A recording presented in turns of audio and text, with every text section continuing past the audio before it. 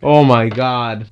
What's up, fam? It's your boy Demuir here, purveyor of all sounds underground. Thank you for joining me on my YouTube channel, where today I'll be discussing the topic, or the contractual topic, of how to appropriately ask for your masters back. So you've released music, you've had it signed, it's been out for some time, and you're nearing the end of your contract, or you're seeing an opportunity in which requires you to own your masters again. So I'm going to be teaching you a really good way to go about executing that and key reasons why. But before we jump into this, what I need from you is that SLC. Hit subscribe, like, and comment, and more importantly, hit the notifications bell so you know what new videos we have coming. So let's jump into this topic.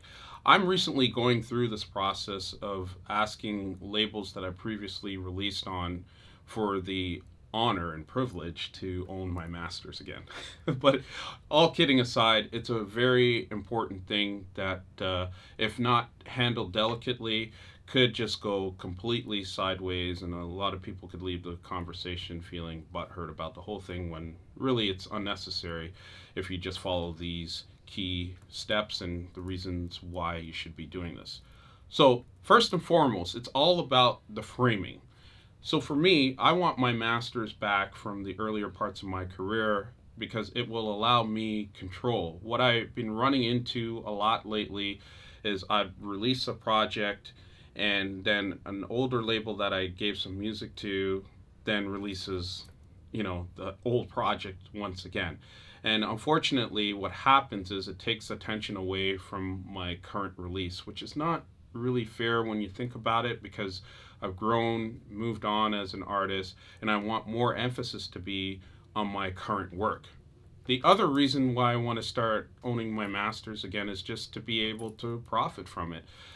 With content being so critical and key nowadays, and people newly discovering your music, I want to ensure that I benefit from my previous works and have control as to not only how it's released, but enabling me to be in a position where I see that money coming to me directly, as opposed to an older label where the contract is either run out or they've not even provided royalty statements to be able to have the privilege to collect on previous works. Which leads me to my second point. No royalties to me means you have no right to own my masters. So those older labels where I've released music on previously and I haven't seen royalty statements, it allows me to approach the conversation much more transparently and with a lot of understanding. I've seen a lot of guys screw up in this area, and I don't blame them for personalizing it. When you've asked time and time again for a royalty statement and the label just ignores your messages, or you see that your song has done very well for the label, sitting in Beatport's top 10 over the last 4 to 5 years, and yet the label hasn't even acknowledged your request for a royalty statement or even paid you or fulfilled the other obligations of their contract. This is the point where, after a long time, be it several months to a couple of years, where in my opinion you have the right to send the label a note saying, here's what's going to happen if I do not receive my royalties. And what's going to happen is I'm going to release the fucking music. And most of the time, and most labels and people, because they're individually owned and run, they don't have the time nor the resources to battle you in court about whether it was right or wrong for you to put your music out. Again, I don't want it to come to this place, but to me, if you're not sending royalty statements and you're still benefiting from my music and the contract is about to run out, I'm gonna put my own shit out and get it off on Bandcamp, and let's hit the mat, so to speak, in this particular battle. And this then leads me to point number 3 of why eventually owning your masters is really a good thing in the long run.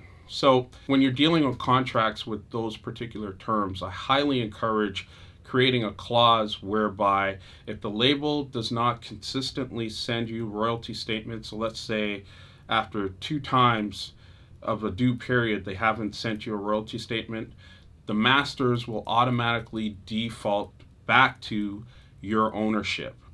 Now, labels will probably fight you tooth and nail to be able to include that clause in the header of agreement or an HOA or whatever contract, whatever the agreement is.